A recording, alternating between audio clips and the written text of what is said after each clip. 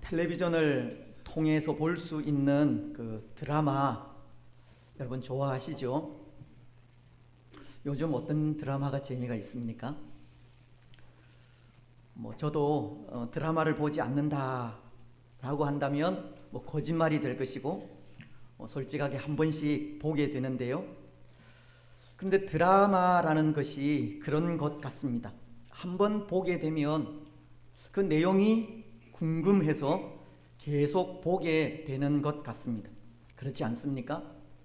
아예 처음부터 보지를 말아야지. 한 번 보기 시작하면 계속해서 보게 되는 것이 이 드라마가 가진 이 매력이 아닌가 한다는 겁니다. 요즘 어떤 드라마가 재미있는지 모르겠는데요. 우리가 좋아하는 드라마를 함께 보자 하는 그런 뜻은 아니고, 우리가 좋아하는 그 드라마를 통해 이 드라마가 가진 그 특성에 대해 생각을 하려고 하기 때문입니다. 그래서 그것을 통해 오늘 설교의 이해를 돕기 위해서입니다. 오늘 생각할 말씀은 우리가 계속 생각하고 있는 이 10계명 가운데 제9계명으로 거짓 증거하지 말라는 계명에 대해서인데요. 근데 설교의 이해를 돕기 위해 이 드라마의 특성을 예로 든다는 것은 그 드라마 속에는 그 크게 분위기를 좌우하는 인물이 있다는 것 때문입니다. 물론 요즘에는 그 막장 드라마가 이 판을 치고 있어서 그 막장이라고 하는 내용이 크게 분위기를 좌우하기는 하지만 그 드라마에는 그 특성상 이 악역을 담당하는 인물이 있기도 한 것입니다. 그래서 그 인물이 이 주인공을 대항하기 위해 온갖 술수를 쓰기도 하고 헐뜯기도 하며 속이기도 하는 그런 역할을 담당하므로 이 드라마의 그 분위기를 흥미롭게 이끌어 가게 되는데요. 근데 사실 드라마의 특성상 그런 인물이 없어서는 안 되겠지만, 드라마를 보는 입장에서는 그런 역할의 인물이 얼마나 짜증이 나는지 모릅니다. 그렇지 않습니까? 그게 내용이 현실 속에 실제로 일어나는 일은 아니지만 그렇게 거짓말하고 남을 헐뜯고 속이는 일들로 인해 드라마가 보기 싫어질 때가 있고, 또 거짓말하고 속이는 사람이 괜히 미워지기도 한다는 겁니다. 극 중에 그 진실하지 못한 인물의 모습이나 정직하지 못한 모습을 바라볼 때 이 마음속에 어떤 분노가 있는 것을 느낄 수 있다는 겁니다. 그런데 여러분, 그런 마음은 하나님께서도 마찬가지가 아니실까 생각합니다. 하나님께서도 거짓말하고 남을 속이며 헐뜯는 것을 보지 못하는 분이라는 겁니다. 진실하지 못하고 정직하지 못한 것을 싫어하시는 분이 하나님이십니다. 왜냐하면 시편 33편 4절은 이렇게 말씀하시기 때문입니다. 여호와의 말씀은 정직하며 그가 행하시는 일은 다 진실하시도다. 하나님은 이 본질적으로 정직하시고 거짓이 없는 분이라는 겁니다. 하나님은 본질적으로 진실한 분이시기에 거짓말하고 남을 속이며 헐뜯는 것을 참아 보지 못하신다는 겁니다. 하지만 사탄이라는 존재는 다른데요. 하나님은 그 성품이 본질적으로 진실하시고 거짓이 없는 정직하신 분이지만, 사탄이라는 존재는 처음부터 거짓말하는 존재이기 때문입니다. 처음부터 죄를 지은 자입니다. 요한 1서는 3장 8절을 통해 사탄에 대해 이렇게 말씀합니다. 죄를 짓는 자는 마귀에게 속하나니, 마귀는 처음부터 범죄함이라. 사도 요한은 이 사탄의 존재에 대해 가르치기를 처음부터 범죄한 자라고 가르치고 있는 겁니다. 그래서 그렇게 처음부터 범죄한 사탄은 최초의 사람인 아담과 하와에게 어떻게 다가갑니까? 하와에게 뱀의 모양으로 찾아가 거짓 증거하지 않습니까? 하나님께서 따 먹지 말라고 하신 선악과를 따 먹어도 된다고 합니다. 하나님은 그것을 먹을 시에는 정녕 죽으리라고 하셨지만 결코 죽지 아니하리라고 거짓을 말한 것입니다. 그것을 먹는 날에는 오히려 너희의 눈이 밝아져서 하나님과도 같이 될 것이라고 합니다. 사탄은 아담과 하와에게 거짓된 것을 가르치는 겁니다. 거짓된 것으로 아담과 하와를 속였다는 겁니다. 사탄은 거짓되고 속이는 존재라는 겁니다. 하지만 이와는 반대로 하나님은 진실하신 분입니다. 정직하시고 거짓이 없는 분이십니다. 하나님은 이 악이라는 것을 전혀 모르는 분이십니다. 그렇기에 하나님은 거짓을 싫어하시는 겁니다. 오늘 우리가 읽은 본문도 그렇습니다. 오늘 본문은 하나님과 사도들 앞에 거짓 증거하여 죽게 된 이 아나니아와 삽비라 부부의 이야기를 기록하고 있는데요. 이 부부는 그들의 밭을 팔아서 이 사도들에게 가져가면서 일부는 감추어 놓고 일부만 드리며 마치 그 땅값의 모두를 바친 것으로 거짓을 고하게 됩니다. 때로 부부 중 한 사람만이라도 진실하였다면 얼마나 좋았겠습니까? 하지만 이들 부부는 하나님 앞에서 함께 악을 꾀한 겁니다. 그리고 사도들 앞에서도 계획된 거짓말을 하였습니다. 혹 이들 부부의 거짓말이 계획된 것이 아니라 즉흥적인 것이라면 용서받을 수 있었을지 모르겠지만 이들은 미리 거짓된 계획을 세우게 된 것입니다. 하나님께 바치는 이것이 땅을 판 값의 전부라고 하자고 계획된 거짓말을 꾸몄다는 겁니다. 하지만 여러분, 이들이 그렇게 사람을 속일 수 있을지는 모르겠지만 하나님은 속일 수 없었습니다. 성령님은 그들의 계획을 아셨기 때문입니다. 그리고 베드로를 통해 그들의 거짓을 밝히셨기 때문입니다. 오늘 3절은 이렇게 말씀합니다. 베드로가 이르되 아나니아야, 어찌하여 사탄이 내 마음에 가득하여 네가 성령을 속이고 땅값 얼마를 감추었느냐. 그래서 이들은 남편과 아내 두 사람이 다 하나님을 속인 죄로 차례로 생명을 잃고 말았습니다. 여러분, 얼마나 안타까운 일입니까? 결국 이들 부부는 당시 부흥하고 성장해 가던 초대 예루살렘 교회에 큰 오점을 남긴 사람들이 되고 말았습니다. 아니, 이들의 이 거짓으로 초대 예루살렘 교회는 하나님이 어떠하신 분인지 분명히 알게 된 것입니다. 하나님은 거짓을 싫어하시고 진실하지 못한 것을 용납하지 않는 분이신 것을 알았다는 겁니다. 여러분, 하나님께서 거짓된 것이 얼마나 싫으셨으면 10계명 중 하나로 거짓 증거하지 말라는 명령을 하고 있겠습니까? 거짓은 하나님께서 싫어하시는 일이라는 겁니다. 하나님은 진실하신 분이고, 하나님은 정직하신 분이며, 하나님은 거짓이 없는 분이십니다.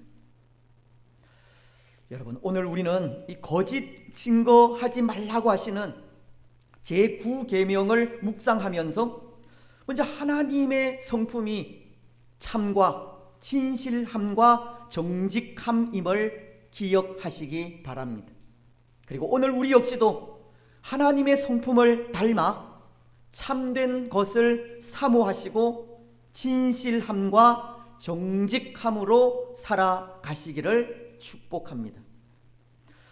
그래서 오늘 우리가 생각하고자 하는 이 계명에 대해 소교리 문답 제78문은 구체적으로 이렇게 가르치고 있습니다. 제9계명에서 금하는 것이 무엇인지를 물으면서 제9계명이 금하는 것은 무엇이든지 진실을 왜곡하거나 혹은 우리 자신과 우리 이웃의 명예를 손상시키는 일입니다 라고 가르칩니다. 거짓 증거로 인해 진실하지 못한 삶을 살지 말라는 것이고, 거짓 증거로 인해 우리 자신과 이웃의 명예를 더럽히지 말라는 겁니다. 오늘 우리는 이렇게 소교리 문답이 가르치는 이것을 통해서 세 가지를 생각하려고 합니다. 먼저 그 첫 번째는 위증을 금하고 있다는 겁니다. 위증이라는 것은 문자 그대로 거짓으로 증언하는 것을 말하지 않습니까? 다른 사람을 해하려고 하는 목적으로 그 사람에게 불리한 증언을 하는 경우를 말하는 겁니다. 때로 사람들은 재판정에 증인으로 서게 될 때 그 보고 들은 바를 정확하게 말해야 하는 의무가 있지만 어느 한쪽을 유리하게 하기 위해서나 또 어느 한쪽을 불리하게 하기 위해 거짓으로 증언을 하게 되는 경우가 많습니다. 하나님은 그것을 금하시는 겁니다. 하나님은 사람들이 보고 들은 바를 있는 그대로 정직하게 증언하기를 원하신다는 겁니다. 구약 성경인 열왕기상을 보면 21장에 나봇의 이야기에 대해 기록을 하고 있습니다. 그 말씀 속엔 한쪽을 유리하게 하기 위해 거짓 증언하는 장면의 말씀을 볼 수가 있는데요, 이 나봇은 참 좋은 포도원을 소유하고 있었지 않습니까? 그 포도원은 당시 이스라엘의 왕이던 아합의 궁에서 얼마 떨어지지 않은 곳에 위치해 있었고, 나봇에게는 조상 대대로 전해져 오던 기업이었습니다. 근데 그 포도원을 왕인 아합이 탐을 내게 됩니다. 아합은 그곳에 자신의 나물 밭을 만들고 싶었기 때문입니다. 그래서 아합은 나봇에게 그 포도원을 자기에게 달라고 요구를 합니다. 하지만 나봇에게 있어서 그 밭은 조상 대대로 물려져 내려오던 기업이었기에 아무리 왕이 밭을 달라고 요구한다고 해도 함부로 줄 수가 없었습니다. 그래서 나봇은 아합의 요구를 거절하게 되는데요, 때론 나봇이 왕의 요구를 거절한 일이 당시로서도 그렇고 지금도 있을 수 없는 무례를 범한 것이 아닌가 생각이 들기도 하지만, 그 밭은 나봇에게 조상 대대로 물려져 내려오던 생명과도 같은 밭이기에 왕이 요구한다고 해도 쉽게 허락할 수 없었던 겁니다. 그러자 이 아합 왕은 그 일로 몸져 눕게 됩니다. 그리고는 고민을 거듭한 끝에 어떻게 하면 그 밭을 빼앗을까 궁리를 하게 됩니다. 그때 아합의 아내인 왕후 이세벨이 왕에게 참 좋은 아이디어를 제공하게 되는데요. 마치 아나니아와 삽비라 부부의 그런 거짓된 모습처럼 이세벨은 아합에게 악하고 거짓된 계획을 말하게 되고 그 악한 일에 아합과 이세벨은 하나가 됩니다. 여러분, 그 거짓된 계획이 어떠한 계획입니까? 이세벨이 세운 그 악한 일이 무엇이었습니까? 거짓 증인을 세우는 일입니다. 열왕기상 21장 10절은 그 일을 이렇게 말씀하고 있습니다. 불량자 두 사람을 그의 앞에 마주 앉히고 그에게 대하여 증거하기를 네가 하나님과 왕을 저주하였다 하게 하고 곧 그를 끌고 나가서 돌로 쳐 죽이라 하였더라. 이세벨은 나봇을 불러 그 옆에 불량자 두 사람을 앉히고 그 불량자들로 하여금 나봇이 하나님과 왕을 저주했다고 거짓 증거를 하게 한 것입니다. 하나님과 왕을 저주한 나봇을 돌로 쳐 죽이고 난 이후에 그 나봇의 밭을 빼앗기 위해서입니다. 그래서 불량자 두 사람은 증인으로 나봇 옆에 앉게 되고 왕을 위하여 거짓으로 증언하여 나봇을 돌에 맞아 죽게 한 것입니다. 하지만 여러분, 이 악한 계획 역시도 오래지 않아 들통이 나고 말지 않습니까? 선지자 엘리야에게 하나님의 말씀이 임하였기 때문입니다.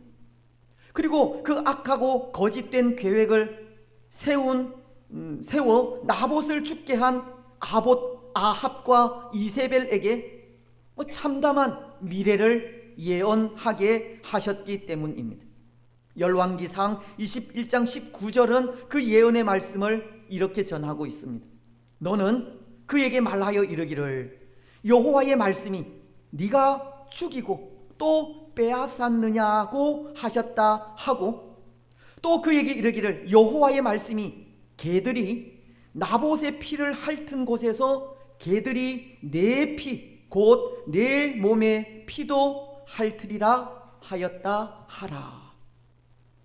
하나님은 거짓되고 악한 일을 저지른 아합에게 개들이 나봇의 피를 핥은 것처럼 개들이 내 몸의 피도 핥으리라고 예언을 하신 겁니다. 물론 거짓 증거한 두 사람 역시도 성경에는 기록이 없지만 온전했을 리 없습니다.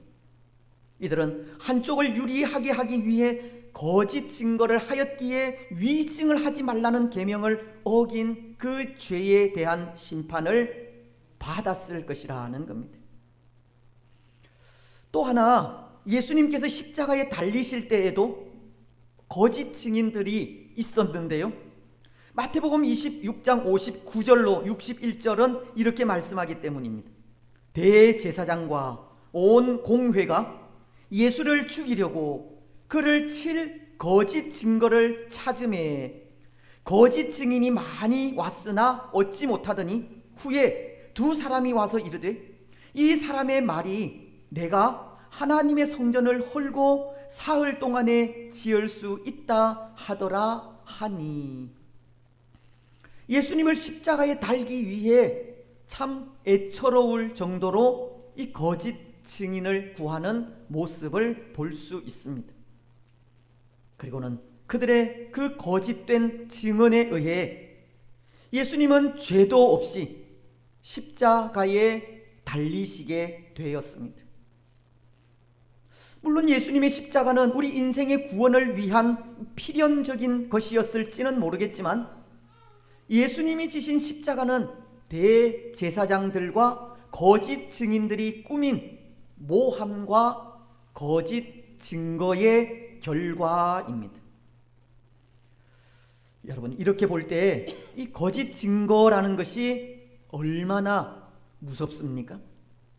때로 사람들은 농담으로 거짓말을 할 때가 있고 또 무심코 거짓 증언할 때도 있지만 그것이 죽음에 이르기까지 하는 엄청난 결과를 가져온다는 것을 생각하면 농담처럼 또 아무 생각 없이 한 그런 거짓 말과 거짓 증언이 얼마나 무서운 일인지 모르는 겁니다. 얼마나 잘못된 일인지 모른다는 겁니다. 그렇습니다. 거짓 증거는 분명 잘못된 일입니다. 비록 그것이 한 사람을 유리하게 할 수 있을지는 모르겠지만 그 거짓 증언은 또 다른 사람을 죽일 수도 있기 때문입니다. 그래서 성경은 한 사람을 유리하게 하기 위해 거짓 증거한다든지 또는 불리하게 하기 위해 거짓 증거하는 일을 금하고 있는 겁니다.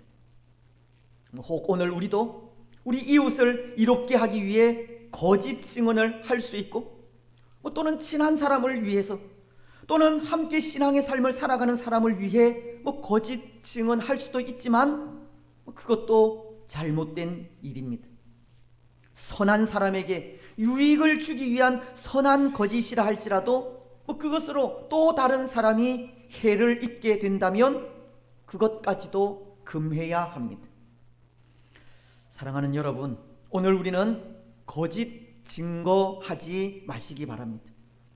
거짓 증언으로 진실을 가리지 마시기 바랍니다. 거짓 증언을 통해 다른 사람들에게 피해를 주지 마시기 바랍니다. 아무리 친한 이웃을 이롭게 한다 해도 그것이 모든 사람에게 유익이 되지 않으면 비록 선한 거짓말이라도 하지 마시기 바랍니다. 오늘 우리는 우리가 본 대로 또 우리가 들은 대로 있는 그대로를 이야기하고 있는 그대로를 증언하는 진실한 사람들이 되시기 바랍니다. 이제 두 번째, 이 거짓 증거하지 말라는 계명이 가르치는 것은 이웃의 명예를 훼손하는 것을 금하고 있습니다. 소교리 문답도 제9계명이 금하는 것 중 하나가 이웃의 명예를 훼손하는 일이라고 말하고 있지 않습니까? 성경은 거짓을 말함으로 이웃의 명예를 해치는 일을 금하고 있는 겁니다. 잠언서 11장 13절은 이렇게 말씀하십니다. 두루 다니며 한담하는 자는 남의 비밀을 누설하나 마음이 신실한 자는 그런 것을 숨기느니라. 두루 다니며 한담하는 자는 남의 비밀을 누설한다고, 여기 다른 사람을 한담한다는 것은 그것이 곧 그 사람의 명예를 훼손하는 일을 말합니다. 하나의 일을 과장되게 포장해서 말함으로 그 사람의 명예를 해치는 일임을 말씀하고 있습니다. 사실 그렇지 않습니까? 오늘 우리도 혹 그런 경험이 있을지 모르겠지만 우리가 남을 험담하게 될 때 대개가 있는 그대로 말하지 않습니다. 과장하게 되거나 거짓이 섞이게 되는 경우가 많다는 겁니다. 있는 그대로를 진실하게 말하는 경우가 드문 겁니다. 하지만 잠언서는 뭐라고 말씀을 하십니까? 비록 남에게 허물이 있다고 할지라도 그것을 누설하고 부풀려서 말하는 것이 아니라 그 허물을 숨겨주는 자가 마음이 신실한 자라고 합니다. 성경은 남의 명예를 지켜주라는 말씀을 하고 있다는 겁니다. 그런 것 같습니다. 사랑하는 여러분, 오늘 우리가 한 사람의 실수나 비밀을 아는 일이 중요할 수 있습니다. 또 그 실수나 비밀을 있는 그대로 정직하게 밝히는 일도 중요한 일일 수 있습니다. 하지만 성경은 마음이 진실한 자는 그 잘못을 숨겨주는 자라고 하십니다. 왜냐하면 그 잘못이나 실수를 숨겨줌으로 그것들이 많은 사람들의 피해를 줄일 수도 있기 때문입니다. 한 사람의 명예가 실추되는 일을 막을 수 있기 때문이고 또 그것을 통해서 한 공동체가 허물어지지 않게 막을 수 있기 때문입니다. 그래서 오늘 우리는 허물을 드러내어 과장되게 말하는 사람이 아니라 남의 허물을 덮어주는 사람이 되어야 합니다. 마음이 진실한 사람이 되어야 한다는 겁니다. 오늘 우리는 비록 남의 허물을 말하게 될 일이 생길 수 있을지는 모르지만 그 사람을 비난하기 위해 허물을 말하지 마시기 바랍니다. 허물을 말하면서 거짓이나 과장이 섞이지 않게 하시기 바랍니다. 명예를 실추시키기보다는 감싸주시고 부끄러움을 주려고 하기보다는 염려하는 마음으로 말하시기 바랍니다. 성경이 말씀하는 대로 마음이 진실한 그런 우리들이 되시기를 바랍니다.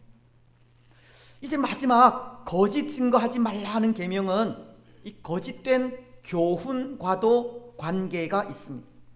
하나님의 말씀, 그 진리에서 벗어난 거짓 교훈을 전하지 말라는 겁니다. 거짓된 교훈을 믿지도 말고 거짓된 교훈을 따르지도 말라는 겁니다. 마태복음은 24장 4절로 5절을 통해 이렇게 말씀하십니다. 너희가 사람의 미혹을 받지 않도록 주의하라. 많은 사람이 내 이름으로 와서 이르되 나는 그리스도라 하여 많은 사람을 미혹하리라. 마지막 시대 많은 거짓 선지자가 나타나서 자신이 그리스도라고 택하신 백성들을 미혹하리라고 하는 말씀입니다. 하나님의 말씀을 거짓되게 증거한다든지 자신이 그리스도라고 사람을 미혹해 하는 자들이 오늘 이 시대에는 많이 있다는 겁니다. 처음부터 거짓말하는 사탄의 추종자가 되어서 진리를 거스르고 예수님을 배신하는 무리들이 이 세상에는 참으로 많이 있는 겁니다. 그렇게 거짓 교훈을 전하는 자가 되지 말고 그들의 교훈을 따르지도 믿지도 말라는 것이 거짓 증거하지 말라는 계명이 가르치는 또 하나의 교훈입니다. 여러분, 거짓 증거하지 말라는 말씀은 거짓된 교훈을 멀리하라는 말씀입니다. 거짓 교훈을 전하는 자가 되지 말라는 말씀입니다. 그 거짓된 교훈을 따르지도 말라는 말씀이 거짓 증거하지 말라는 말씀의 또 다른 의미입니다. 때로 거짓된 것들과 함께 있을 때 거짓된 사람이 되기 쉽지 않습니까? 하지만 진리와 함께하면 진실한 사람이 됩니다. 오늘 우리는 거짓된 것과 함께하는 것이 아니라 진리와 함께하는 진리이신 예수님과 함께하는 사람들이 되시기를 바랍니다. 그래서 거짓된 교훈을 멀리하시고 진리 안에서 진리이신 예수님과 함께함으로 진실한 하나님의 백성들이 되시기를 바랍니다. 이제 말씀을 맺겠습니다. 사랑하는 여러분, 오늘 말씀은 거짓 증거하지 말라는 말씀입니다. 하나님은 진실하시고 참되신 분이시기에 거짓을 싫어하시는 분이라고 하십니다. 거짓된 것은 그냥 보지 않으시는 분이 하나님이십니다. 오늘 우리는 진실하시고 참되신 하나님처럼 진실하고 참된 주의 백성들이 되시기 바랍니다. 거짓 없고 정직한 성도들이 되시기를 바랍니다. 무엇보다도 남을 해치기 위한 거짓된 증언을 하지 마십시오. 진실을 가리기 위해 거짓말도 하지 마시기 바랍니다. 남에게 상처를 주거나 욕하거나 비난도 하지 마십시오. 우리가 하는 말로 다른 사람의 명예를 훼손하지도 말아야 하고 혹 허물을 말하게 될 경우가 있다 할지라도 부풀려서 말하지 마시고 있는 그대로를 염려함으로 말하시기 바랍니다. 그리고 진리이신 예수님과 늘 함께하면서 진리를 따르는 진실한 성도들이 되시기를 바랍니다. 그래서 그런 삶을 통해 거짓된 것을 싫어하시고 참된 것을 좋아하시는 하나님 앞에서 진실한 모습으로 살아가는 복된 주의 성도들이 되시기를 주님의 이름으로